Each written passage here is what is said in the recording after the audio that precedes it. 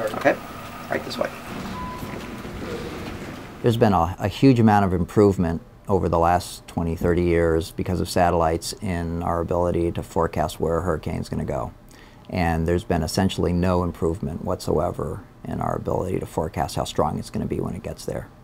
If you think back on the problems that happened when Katrina made landfall in New Orleans in 2006, the forecast for the track of that hurricane was very accurate. They had it right on. They knew exactly where it was going to make landfall and when it was going to make landfall. But their forecast for how strong the storm was going to be was way, way off. They forecasted a storm surge, which is how high the ocean comes up because of the wind when it makes landfall. I forget, it was about 10 or 12 feet, but the actual surge is about 3 times as big. And that's why there was that huge flood. And that sort of mistake in forecasting is exactly what we're going after with this new mission.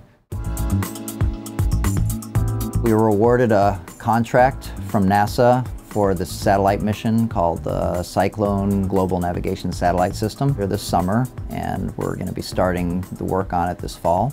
It involves building 8 small satellites and putting them up in orbit in the tropics to monitor hurricanes. Traditionally, to measure what's going on in the middle of a hurricane, you can't use satellites because the strength of a hurricane is determined by what's going on in the middle of the hurricane, and we can't see into the middle with traditional satellites. So we, the research community, has developed a new technique that can see into the middle of hurricanes through the rain, and it uses GPS signals, and usually that GPS signal just goes straight to your cell phone and tells you where you are. But those signals also bounce off of things, and in particular they'll scatter off the ocean surface in a hurricane. And what we're looking for, looking down from the satellite, is the GPS signals that scatter off the ocean surface and come back up to our satellite. And by analyzing the details, how the signal gets distorted by the ocean, you can figure out how strong the winds are.